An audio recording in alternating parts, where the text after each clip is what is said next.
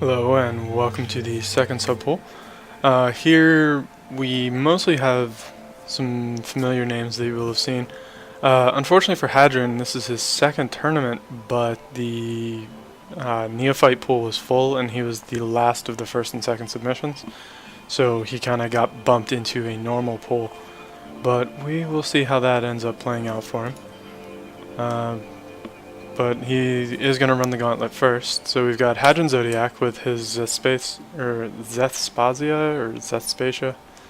I think he wants it pronounced Zesthpasia. But he's got these little arms with proton beams, which look kind of neat. The main chassis is protected by a station shield, and that's going to go down very quickly. And then he's also got this, which looks like a bit more of a solid design, but it seems to be relying pretty heavily on mine layers, and this is a pretty heavy array of torpedoes, so that'll probably work out well in his favor. In the meantime, Excerpt 7 is bringing his the Pirarades del Diablo, which he would like you to know are hungry, and the Pirarades gotta eat. But the fleet from Excerpt 7 is actually a B fleet, which means those are all little doom beams, and all of those doom beams deal 2,000 damage apiece, which is why you saw the station shield go down like it wasn't even there.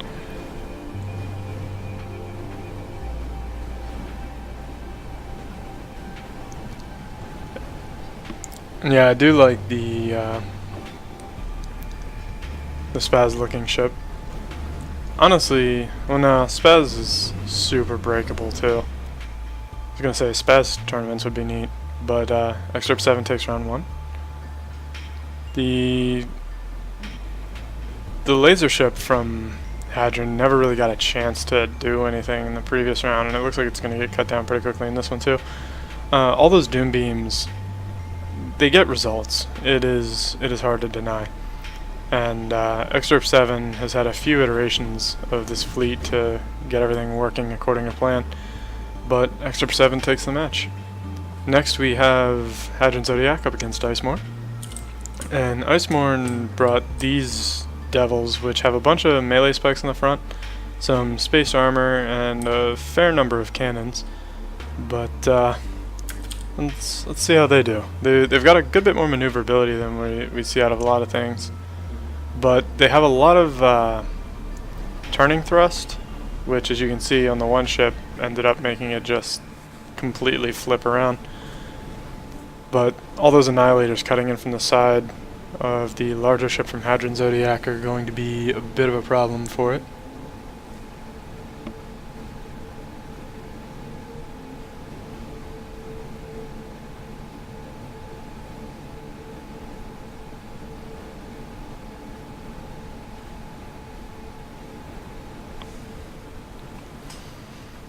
The proton beams are actually making a lot more progress than I would have anticipated.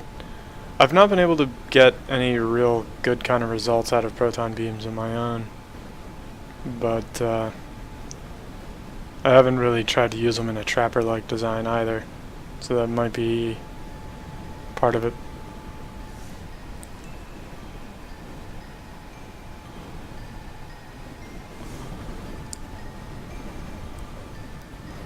Icemourn, I believe, is using some of the Sentinel armor, but he's also using some of the hull pieces as well. Gotta save weight, you know. And Icemourn takes round 1. The wave of torpedoes coming out of the larger ship from HadronZodiac is pretty solid. Really hard to deny, but the proton ship getting flanked made sure that its lifespan was very brief.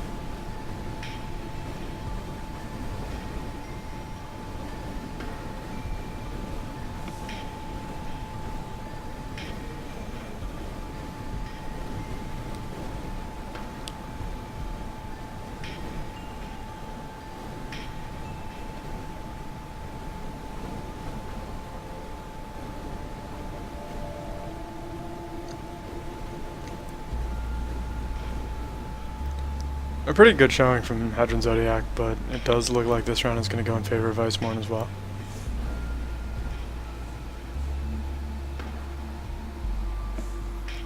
Next up we have Climhazzard up against HadronZodiac. Climhazzard ripped this thing straight out of Spaz. If you haven't played it, I highly recommend it. But you can see it's a giant ring world with railguns, plasma cannons, and 1 or 2 missile launchers as well. You know, missile launchers being pretty solid weapons. And this is one of the Twilight kiters that Climhazzard 100% did not rip off from one of the Chinese submissions.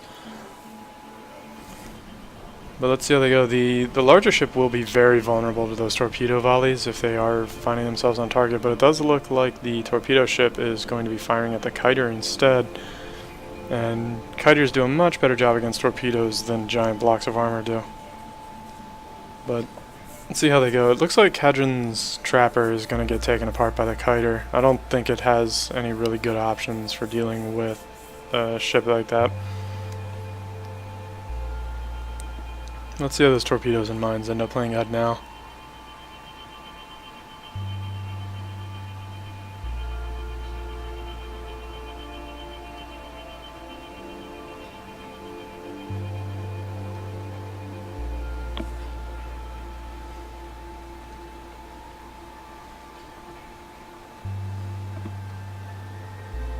Actually, the Trapper proved me wrong and managed to take apart the kiter. I was watching the other fight and looked down, and lo and behold. But the CityShip did manage to take out the torpedo ship, it appears. There are still some mines on the field, but that is going to give the CityShip a chance to regenerate, I suspect. And I think the CityShip is probably going to clean house. It did lose a giant chunk of itself, but I think it's going to have enough health and enough damage to get the job done here.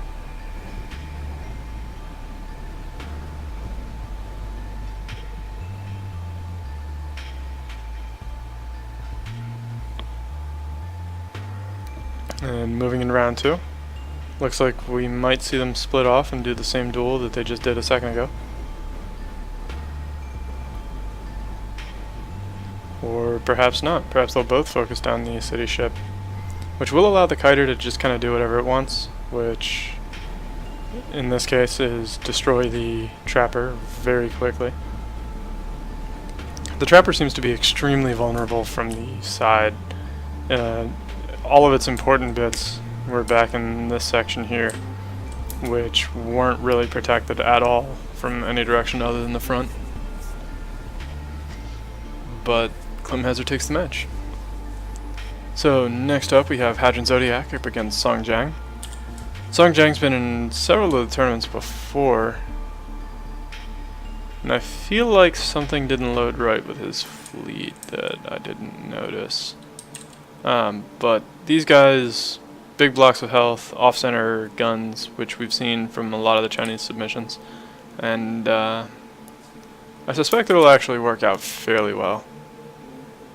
But I think he had a ship that didn't load, which we had happened before with a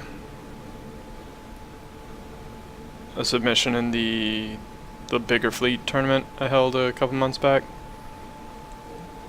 But it looks like I may have missed that again. And you could see the proton beams from HadronZodiac were kind of pulsing, which meant that he didn't have the power to run all of them at the same time. Maybe a deliberate thing, maybe not, but it did cost a little bit of damage per second. I don't think it really would have saved the ship. And yeah, the larger ship from HadronZodiac is using quite a few mine layers up in the front area. You can see it just kind of spitting out big piles of mines everywhere.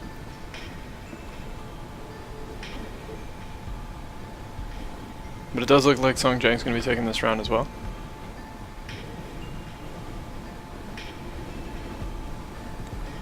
The mine's actually getting put to rather good use overall. I've seen they seem to be taking out large sections of armor rather frequently.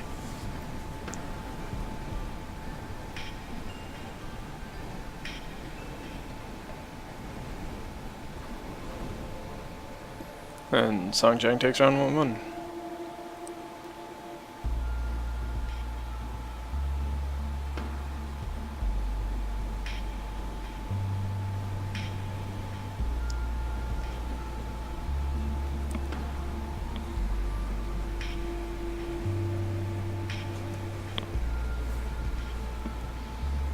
And it looks like the Trapper is going to get cut down again.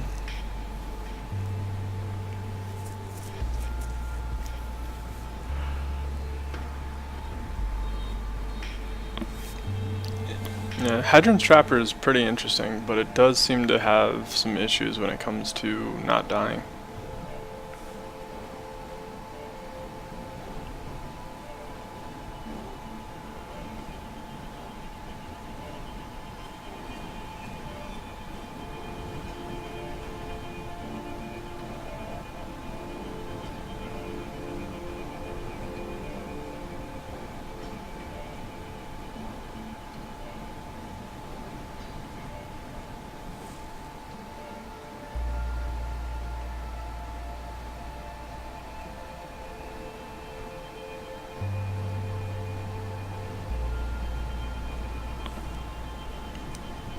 And a little pinchy.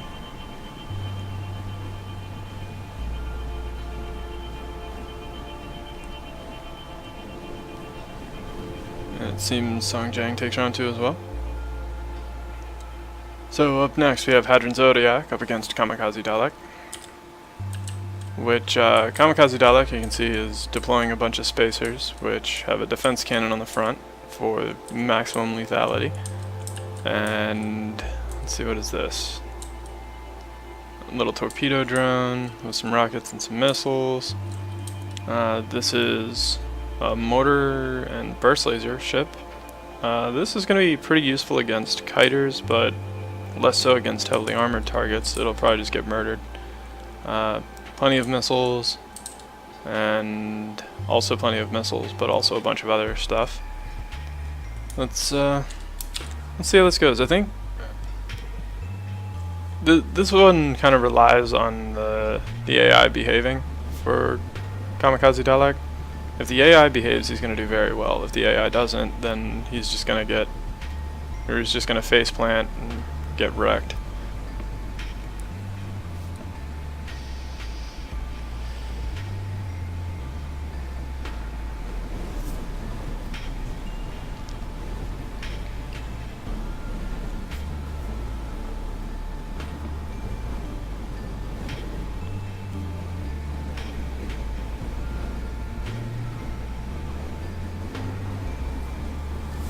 But it does seem that Cosmic ships are behaving well enough here in the first round,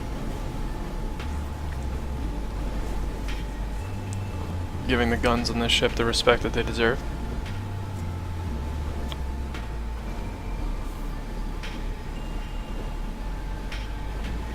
Running in, dropping a load of plasma mortars, and then disengaging again.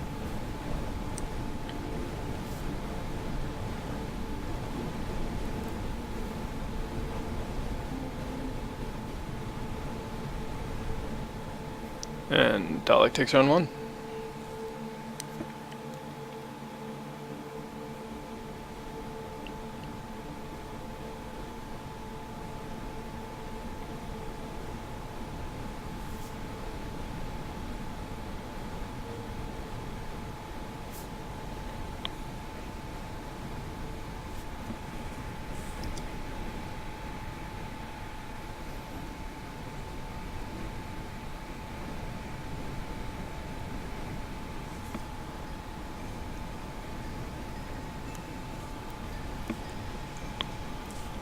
Yeah, I'm not overly fond of station shields either.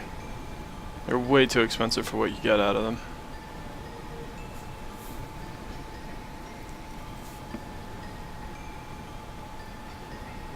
And there, the station shield just got killed by a burst laser because of another bug that's been around for years. So now the Trapper is without its primary form of defense. Possibly for the rest of the match. It takes forever to regenerate, and it's under constant pressure. Yeah, we call it the overload thing, but I'm pretty sure it's not designed that way. It only happens with charging lasers. It may be an intentional feature, but if it is, it's completely undocumented.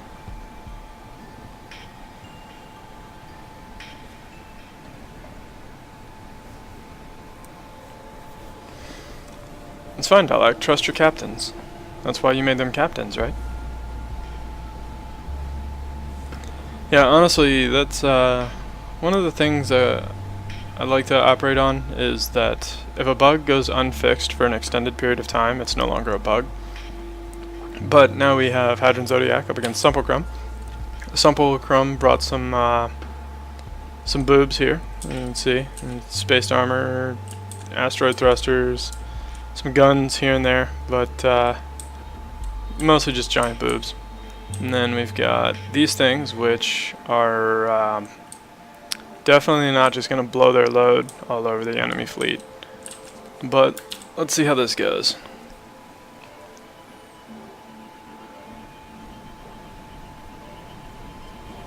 And almost immediately the trapper is gone. Those torpedoes doing work. Torpedoes are one of the most popular Terran weapons, and they've kind of earned that position.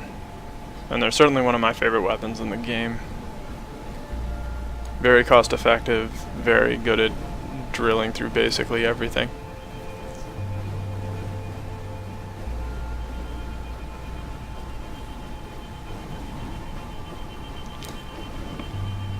And I could see the Swiss asteroid cheese, but the fleet is named Cosmic Knockers, which really narrows down what sumplkrum was going for with his fleet. And Sumpl takes round 1. Moving in round 2.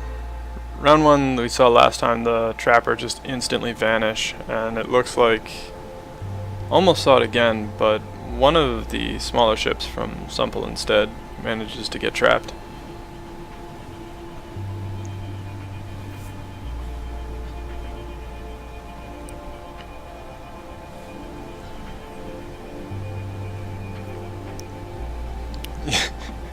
God damn it, Subpool. Yeah, they are, dare one say, the sponge type of distractors. Alright, have a good one, Flypaste.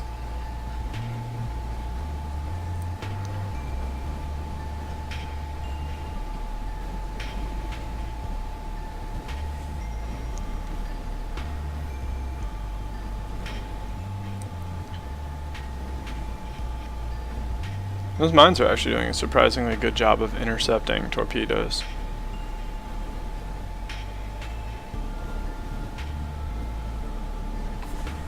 What are these things doing? They're all sitting way too far back and not firing very accurately at all.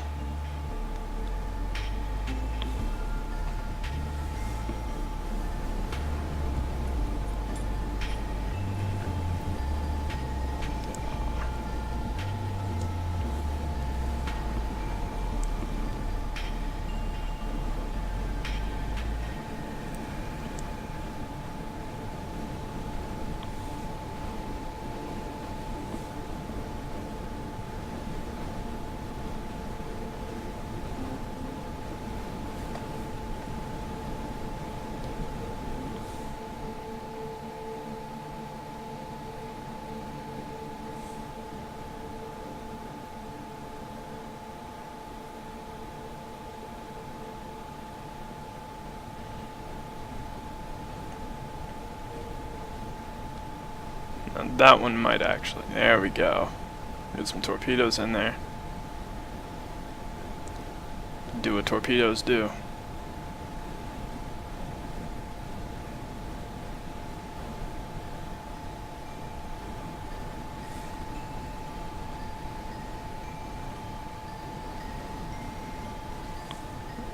Yeah, Hadron's tank actually did a rather good job there, but I think a lot of that just had to do with the torpedo ships from Subpool sitting back too far.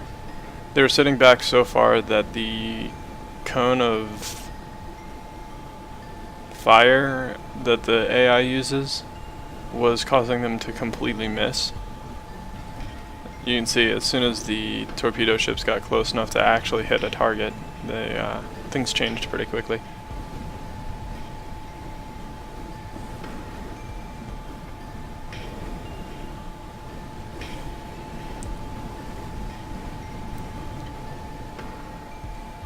And Subpool takes the match. So, up next we have Zesthpasia up against Icemourn. Now, Icemourn has melee blocks, and Zesthpasia has doom beams. And generally I would go in favor of the melee blocks in this sort of arrangement. But I think Zesthpasia might just be able to pull it off, although his ships do seem to be more than happy to hug the melee blocks instead of just surrounding. Yeah, Icemourn has a pretty big lead here in round 1, so I'm thinking that's probably just going to be a thing.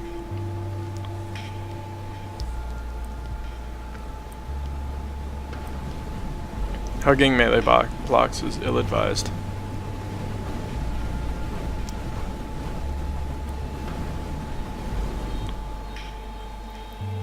And Icemourn takes round 1.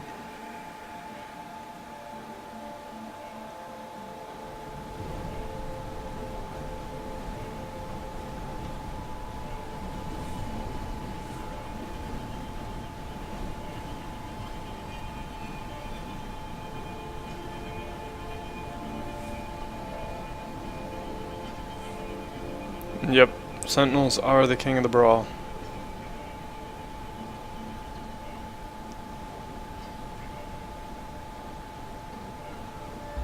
Aw, Subpool. I just realized your ships could have been brawlers.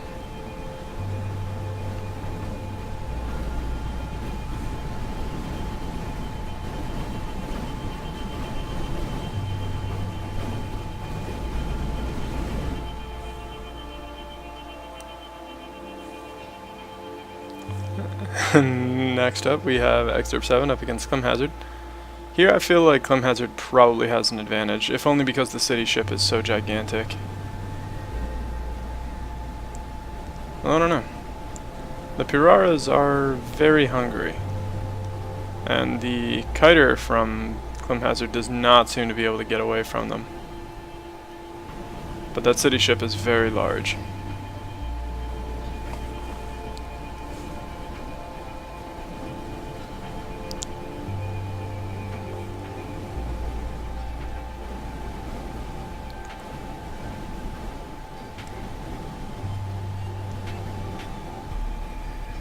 Yeah, and there are still 14 ships left from Zesthpasia. I think round 1 is going to go in favor of the Pirarades. Hungry Pirarades gotta feast. And in this case, an entire city? Sounds like a good dinner to me.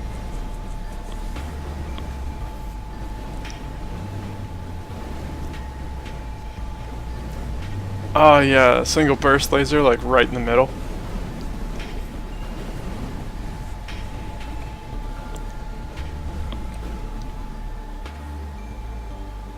And Zesthpasia takes round 1.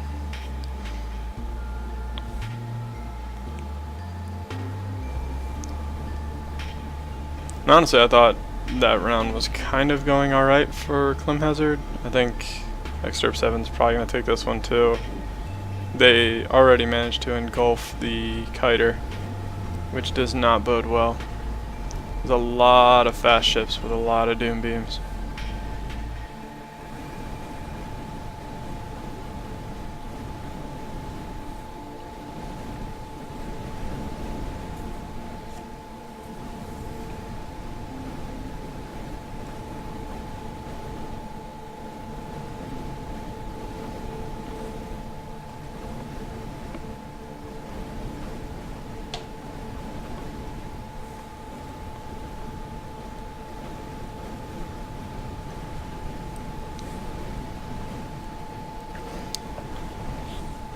High Fleet Behemoth would consume Craftworld Ulthwei because Eldar are garbage. They're garbage people.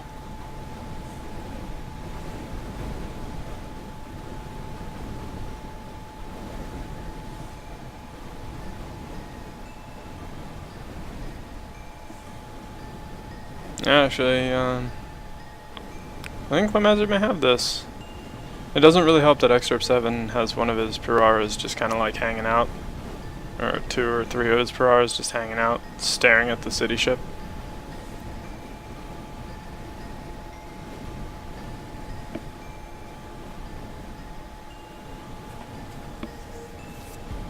Sometimes the city ship gotta get at him with the bullets.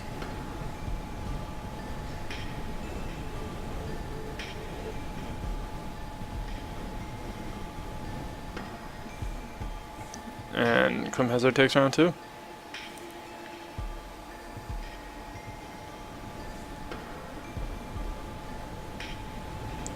That kiter is definitely forfeit though, look at that. There's doom beams everywhere.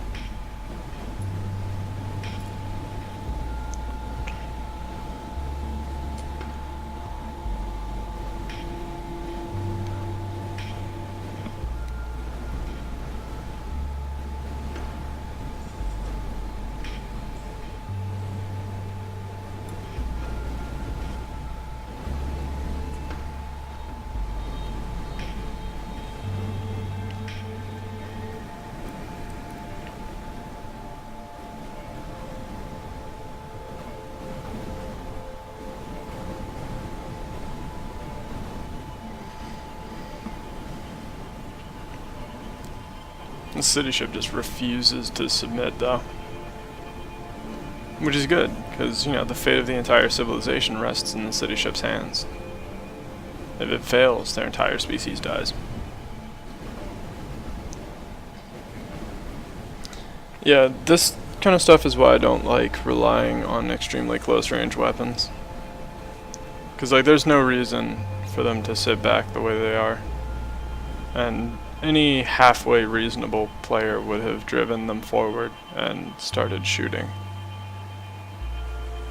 But next up we have the Pirarades up against Song Jiang's fleet. I feel like this is going to go in favor of Song Jiang. He's got the torpedoes, he's got the health, plenty of damage.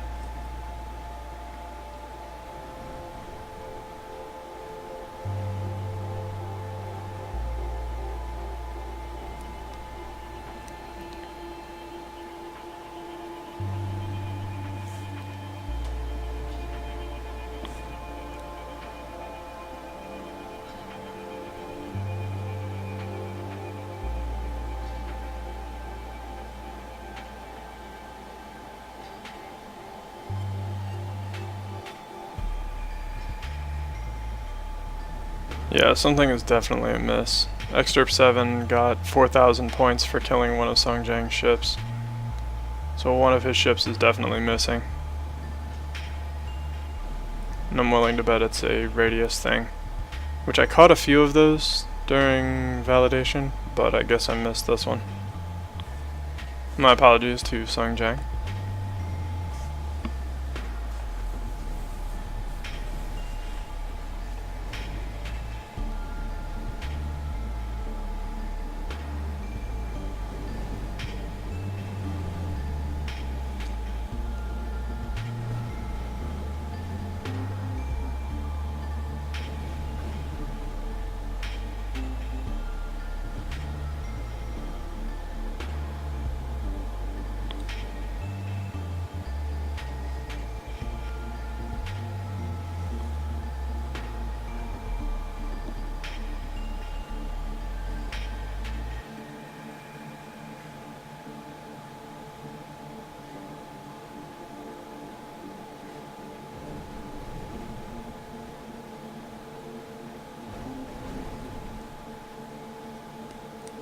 But Song Jiang does take round 1.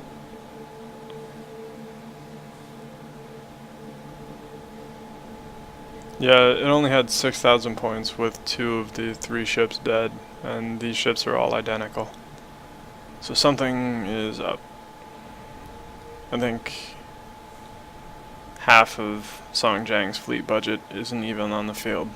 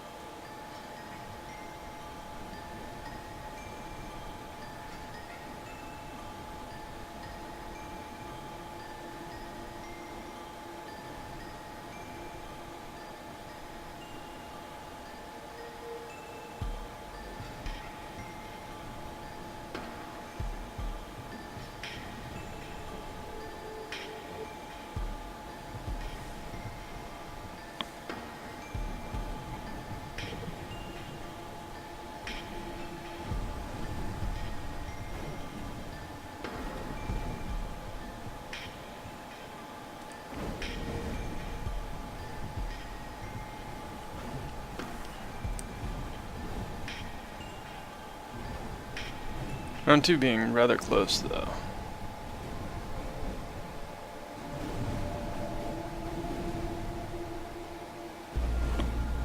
But I do think Song Jiang's going to end up taking it.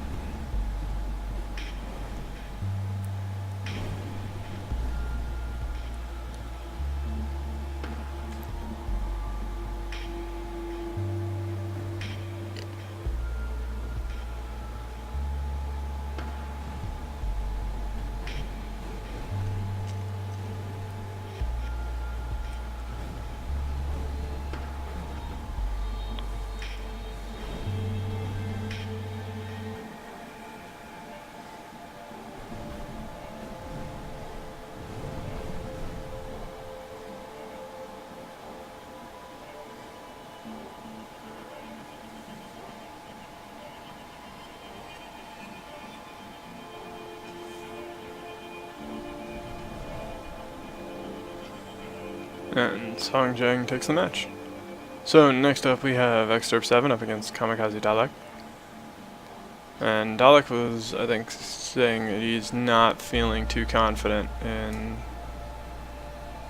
his fleet's odds here. And you can kind of see why. The Pirarades are very difficult to escape from. And Dalek relies 100% on kiters, which is exactly what the Pirarades are designed to eat.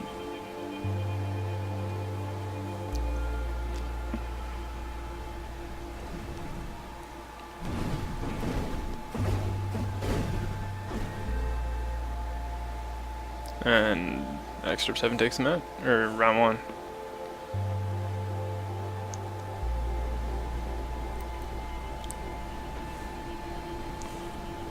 I wouldn't be too surprised if this one went about the same. The hard counters are what they are.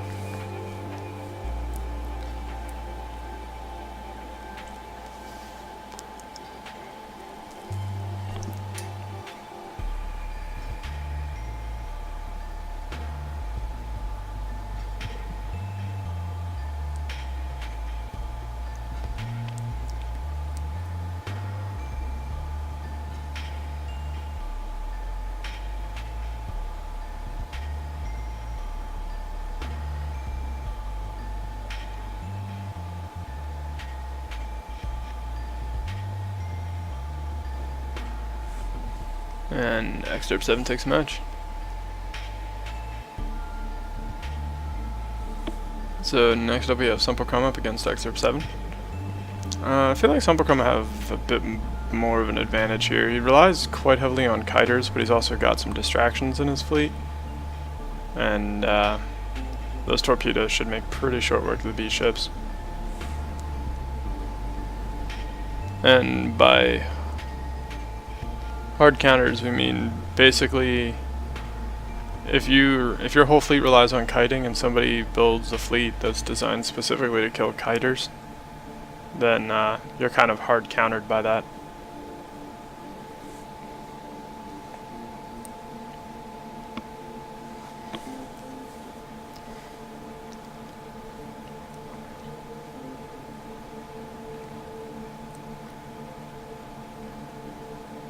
And as you can see, Excerpt 7's Pirarades seem to be pretty thoroughly distracted by the fleshy mounds. And it is giving the kiters more than enough time to blow their load. As sumplkrum takes round 1.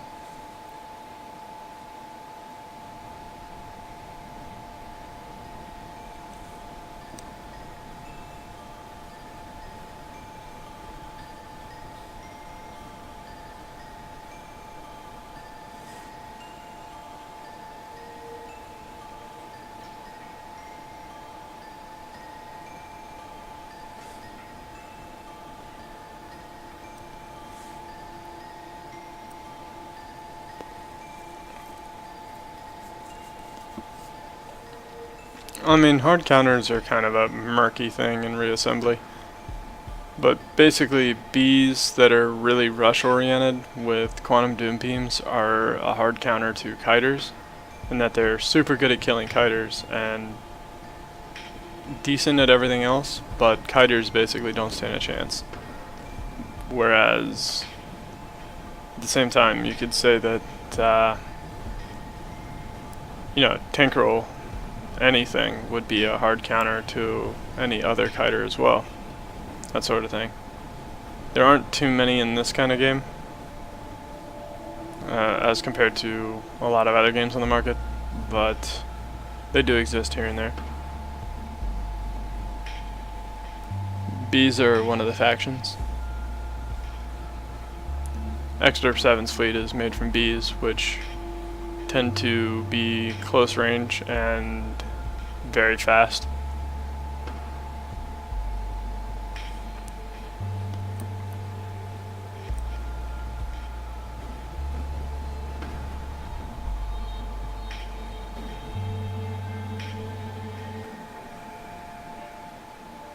And Simple takes the match.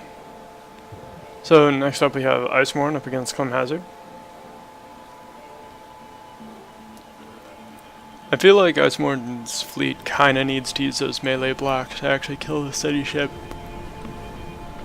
I think the guns will probably be able to do it, but not in time before the CityShip is able to bestow great justice.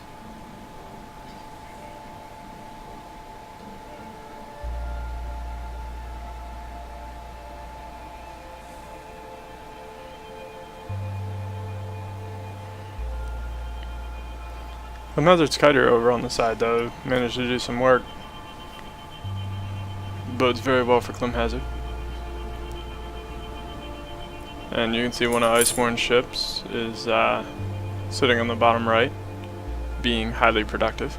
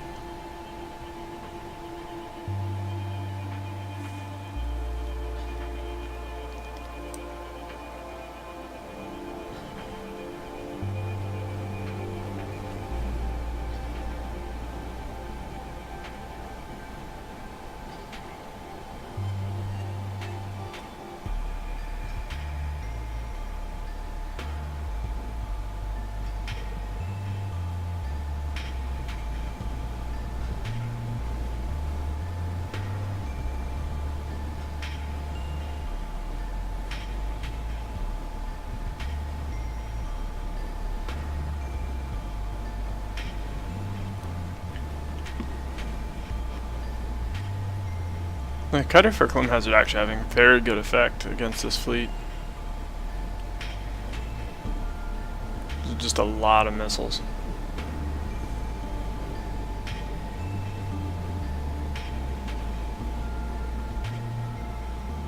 And Climhazzard takes the match. So next up we have Icemourn up against Song Jiang.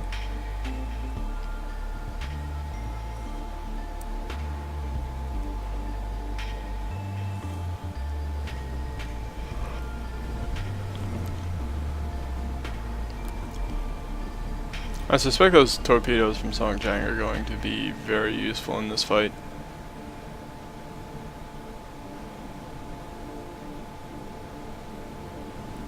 I will forever sing the song of torpedoes, praising them for the generous amount of damage that they deal.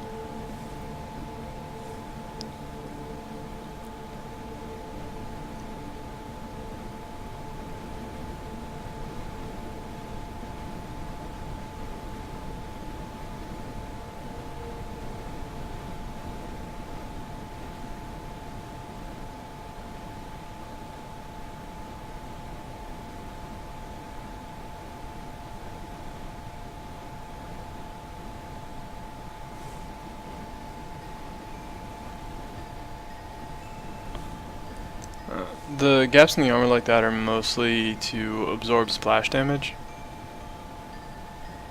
They, essentially it limits how many different armor blocks can be hit by a single instance of an explosion.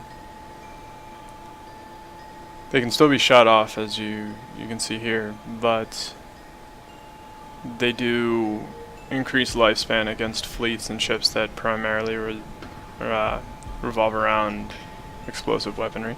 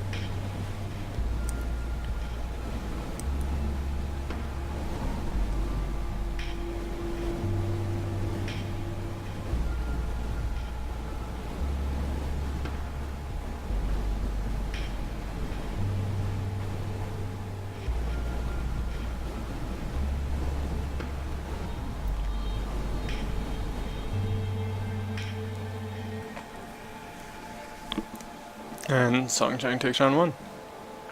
Round one went pretty solidly in Song Jiang's favor. I don't know that round two is going to go any different. Song Jiang ships are just too large and too healthy.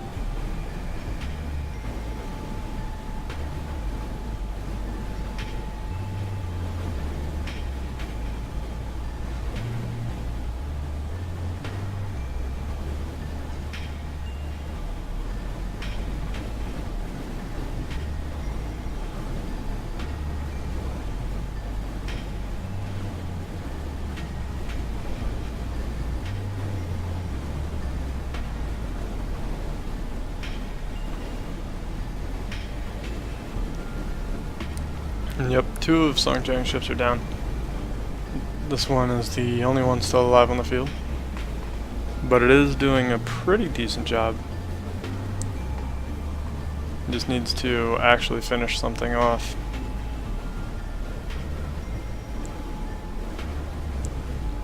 Though do keep in mind, Song Jiang is also missing one of the ships. I'm assuming because the radius is too large.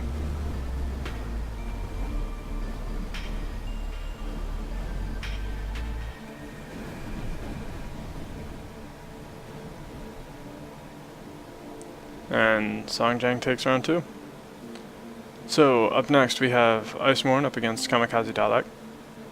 Here I think Dalek has a pretty solid advantage. As long as his ships don't disrespect the melee spikes, he should be alright.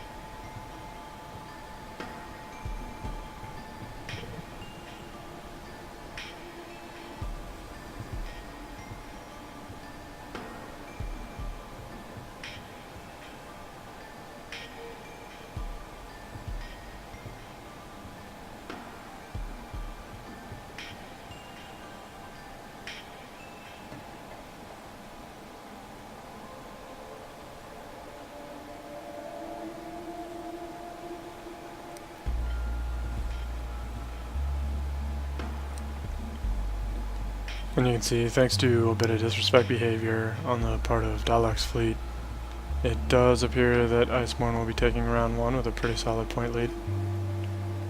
As long as the disrespect behavior doesn't kick in again, though, I think Dalek will be fine, but I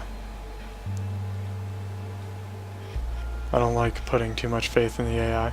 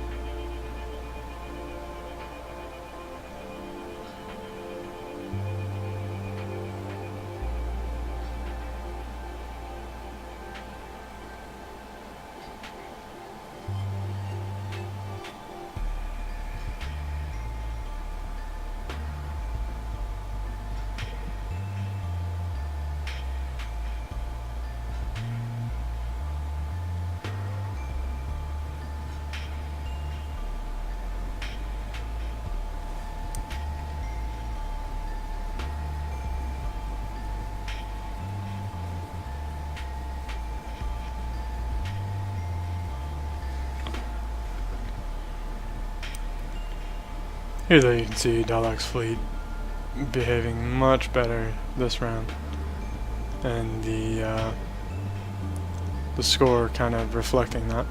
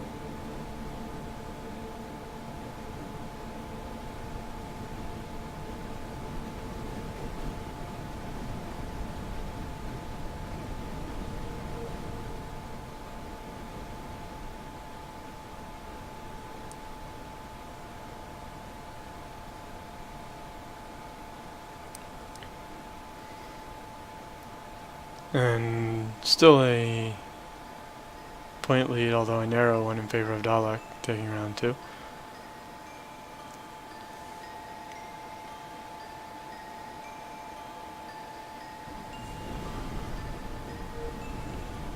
Both fleets showing that this one could go more or less either way, but a lot of it depends on whether or not the AI decides to make choices that might be suboptimal.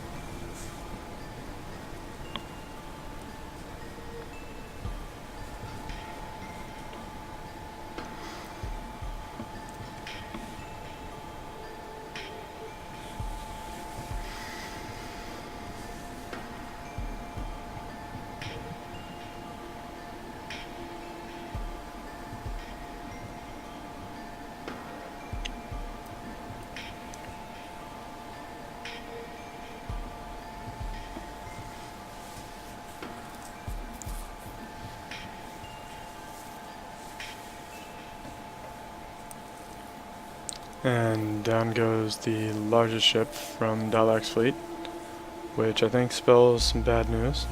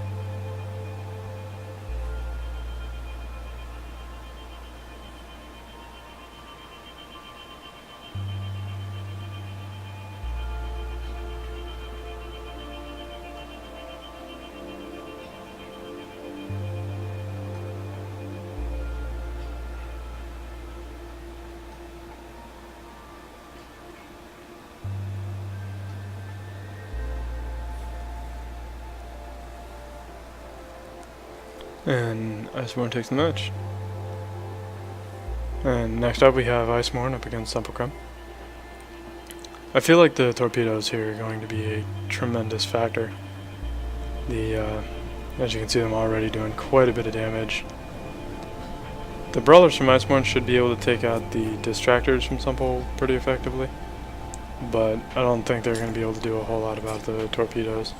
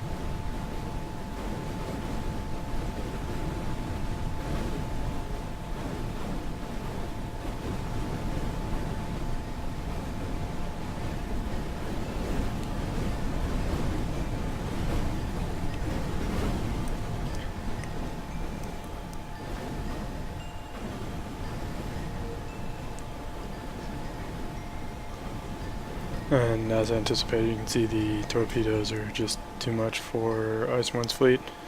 I imagine round 2 is going to go very similar to round 1.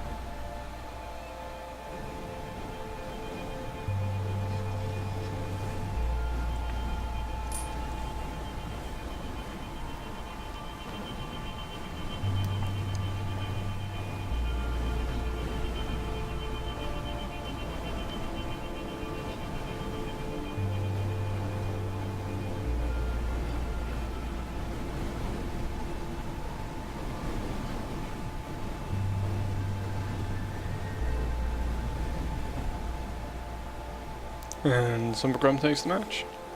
So next up we have Climhazzard against Song Jiang. I feel like this one's probably going to go in favor of Climhazzard, if only because Song Jiang is missing a big chunk of his fleet. Though the disrespect out of that kiter is pretty serious. And I suppose it is worth noting that Song Jiang is using plenty of torpedoes.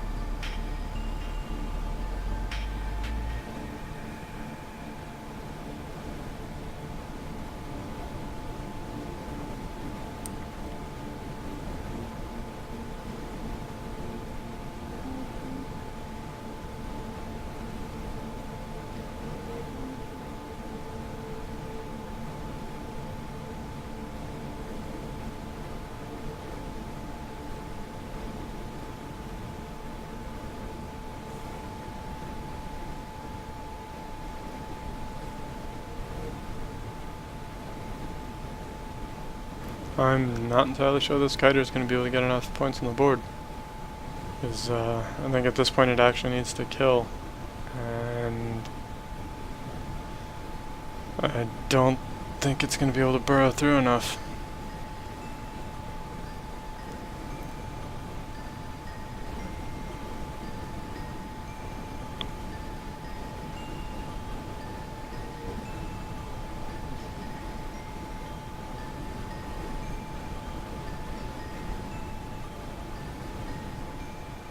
Or maybe it did.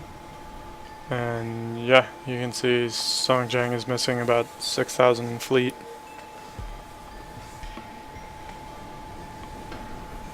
So well done to the kiter, managed to pull it off there at the very end.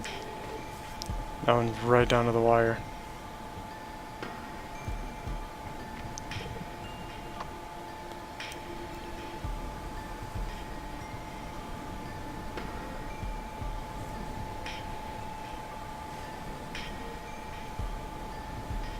This I feel is less optimal for Climhazzard's fleet.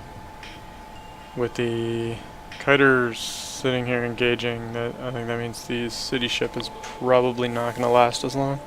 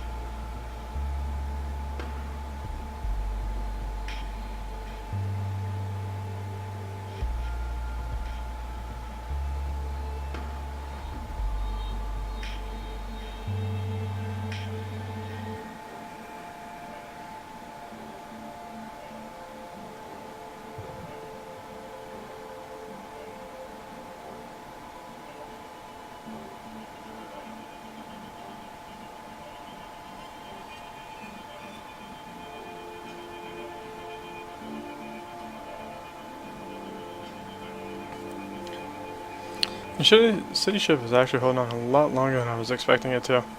I figured it would have been gone by now, but Climhazzard is having a very difficult time putting points on the board. Even if the kiter does manage to get that kill off on the side. I don't know, it's coming from the back, so it may actually have a chance.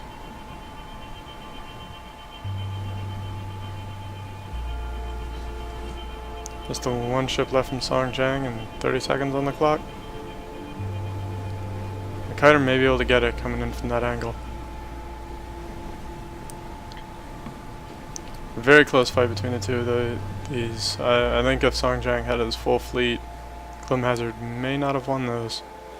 But now we have Climhazzard up against Dalek. And here I suspect Dalek might be at a bit of a disadvantage.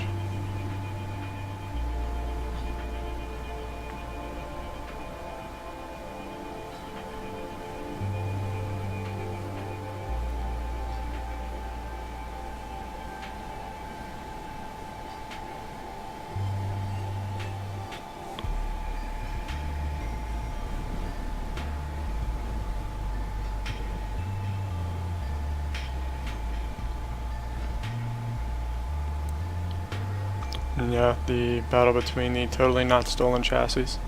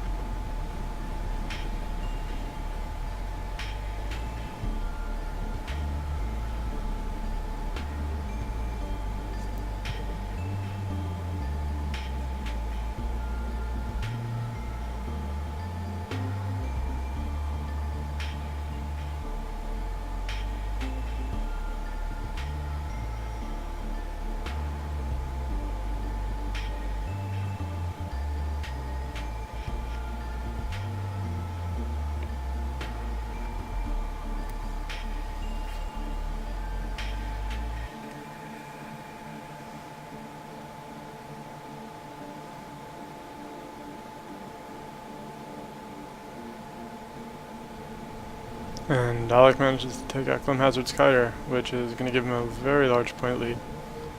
And with the scale of the CityShip, I don't think there will be too much in the way the disrespect behavior.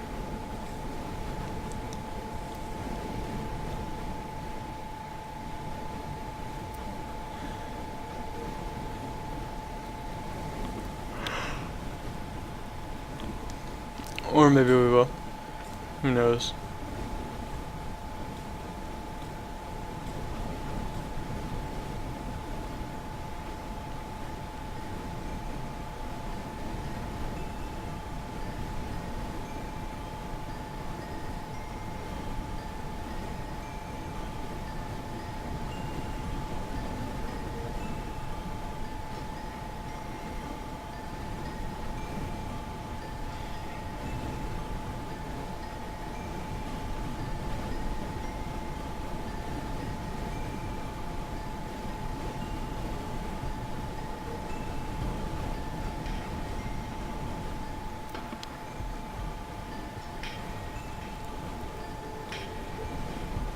And it's looking like round one is going to go in favor of Dalek.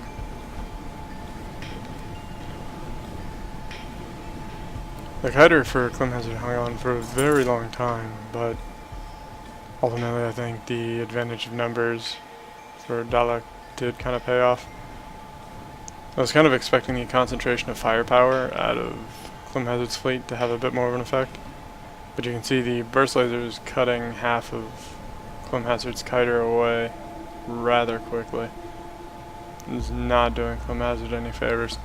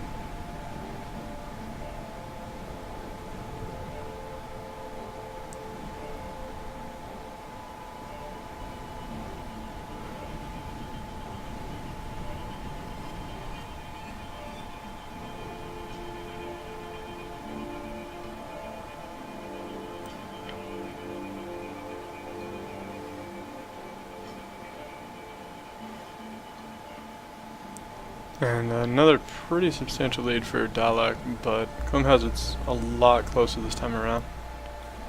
I still don't think this is going to pan out in Climhazzard's favor. I think the CityShip is going to have a hard enough time scoring points that Dalek will probably win this one again too.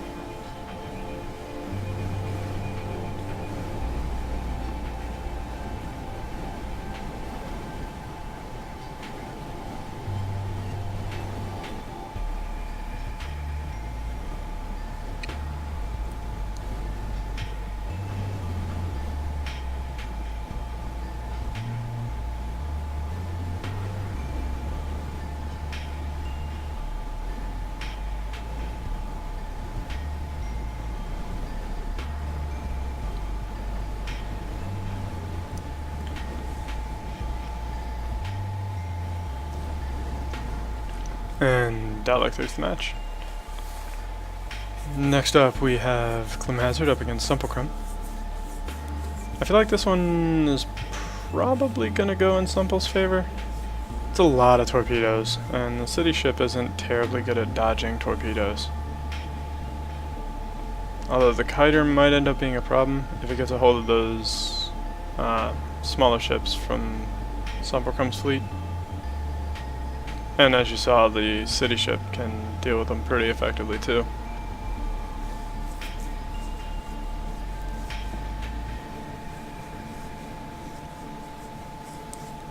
As for Subpool 3, I'm feeling like that's gonna have to wait. I am struggling to stay awake myself.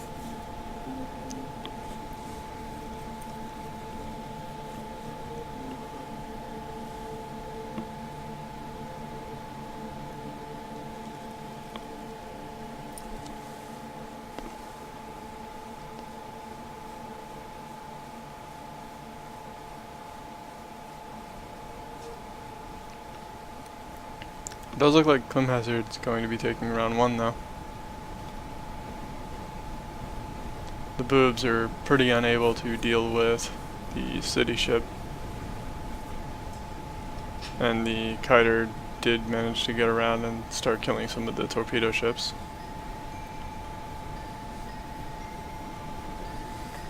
Yep. Rip Subpool 3.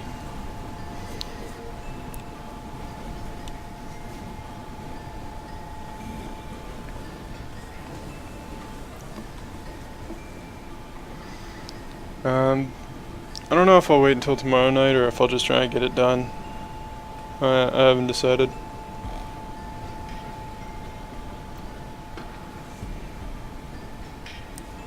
I may end up not streaming the rest of it just so I can get it done sooner. You know.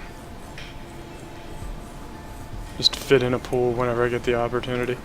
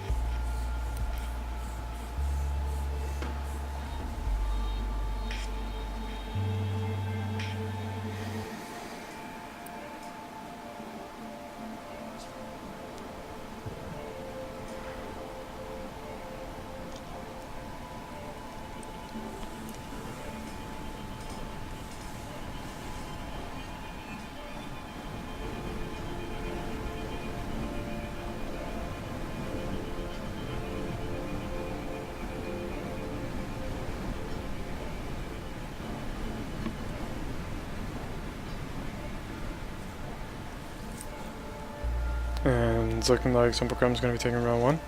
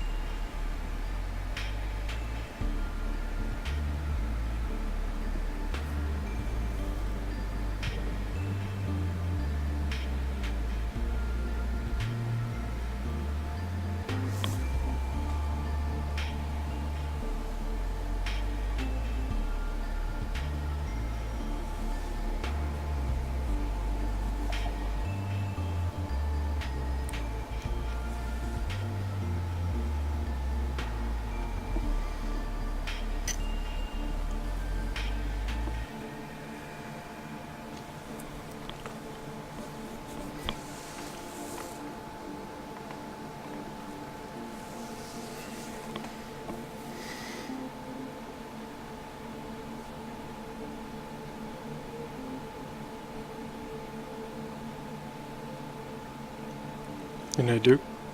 Appreciate you joining us. And it's looking like Climhazzard will be taking round 2 as well.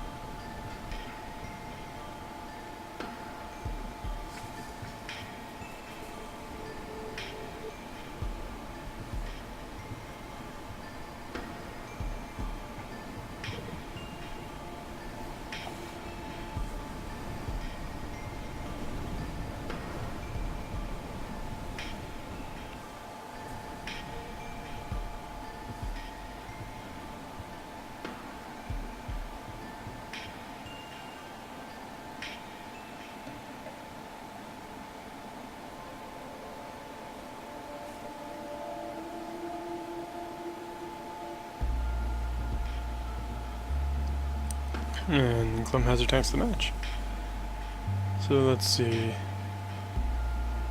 Song Jiang against Kamikaze Twilight, or KamikazeZodiac.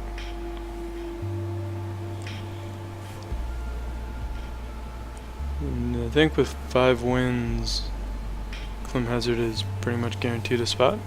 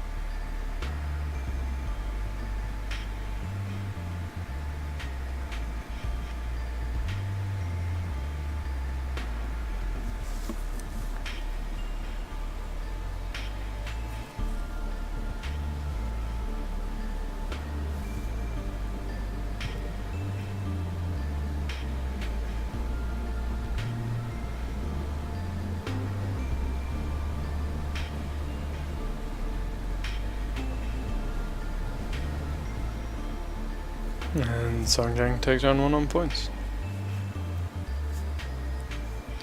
An early lead from some of the initial confrontation.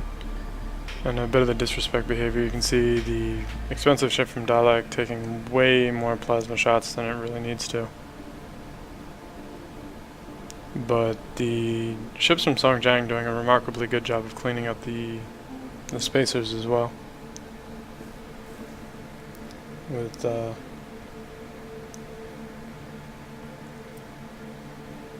With the spacers still in the field, it does offer something else for ships to shoot at. And some fleets have a harder time destroying them than others.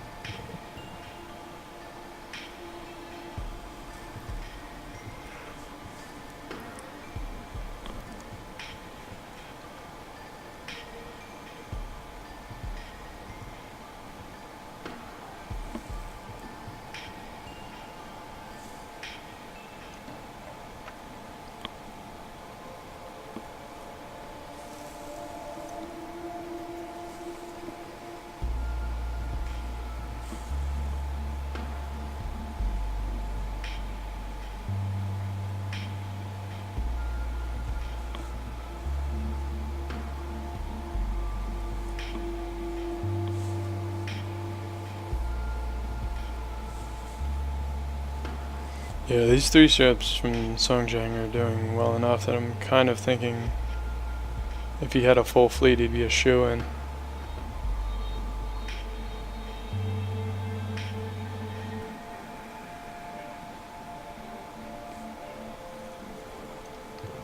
But it does look like Song Jiang's going to be taking the match.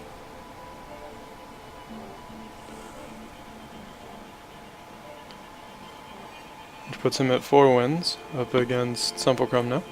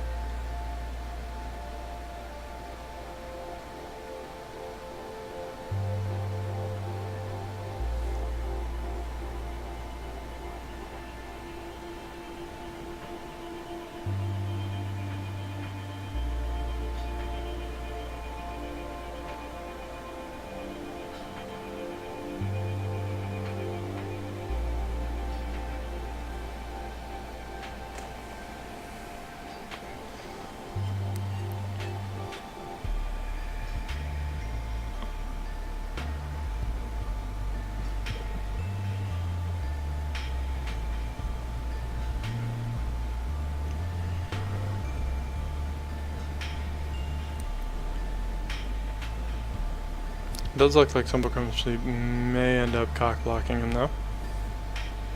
Let's see. The torpedo ships from sumplkrum's fleet have been less than reliable, which is unfortunate because the recipe should work. though this round they're doing rather well.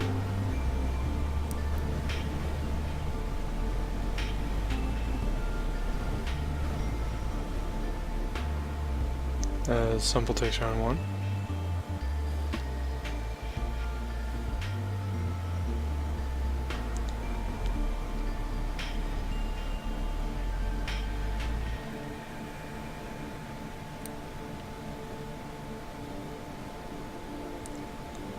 Yeah, the main disadvantage Song Jiang here has is that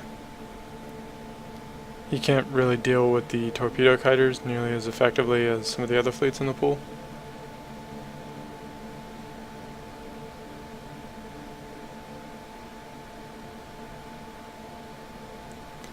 The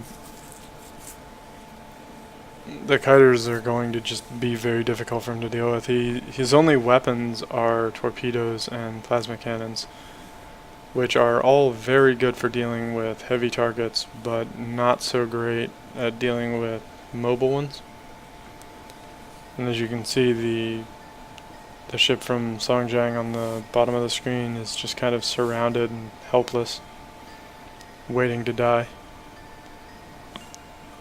The ones fighting the distractors are doing a good job, but they are fighting the distractors, which is exactly what Subpool wants.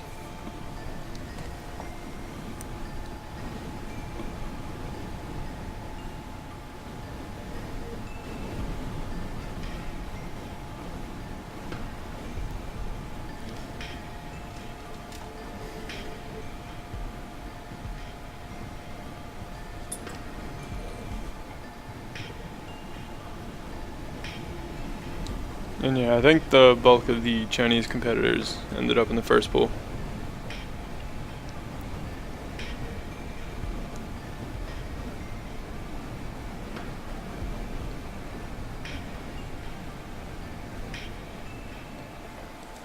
But Subpool takes the match. And now we have Dalek against Subpool.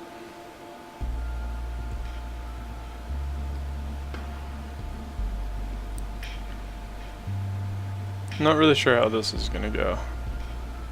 I could kind of see it going either way. Though I think Dalek does have the advantage.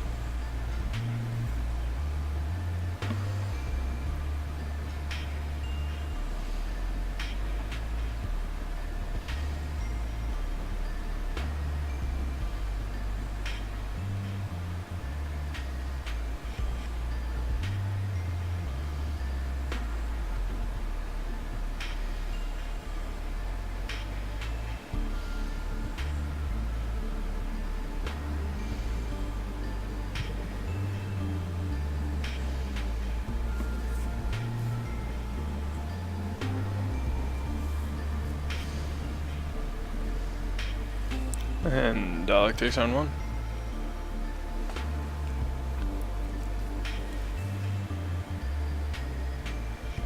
It's a bit of disrespect. Loses part of the one of the mid-sized kiters from Dalek's fleet.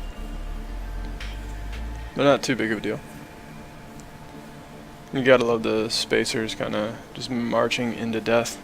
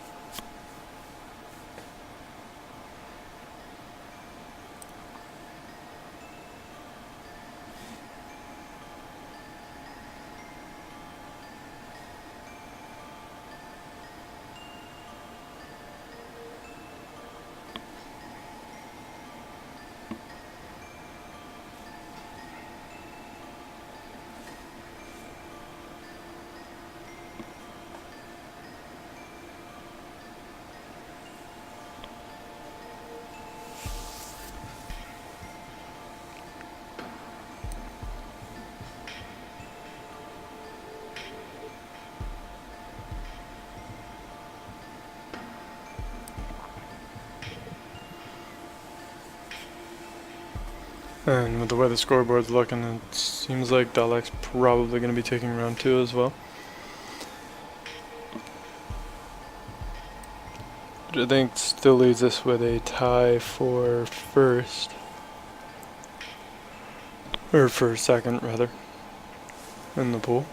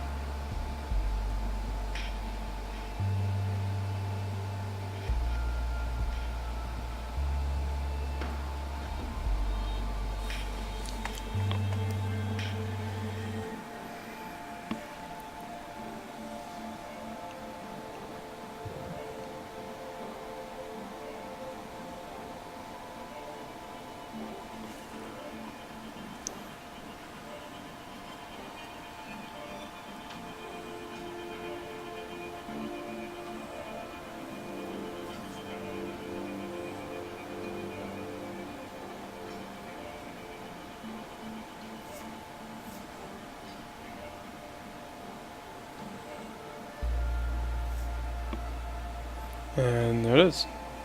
Dalek takes the match. Which does leave us with a tie, but I will have to do a tiebreaker and sort that out and figure out who's moving on. And so thank you for watching, and I hope you enjoyed. Have a good one.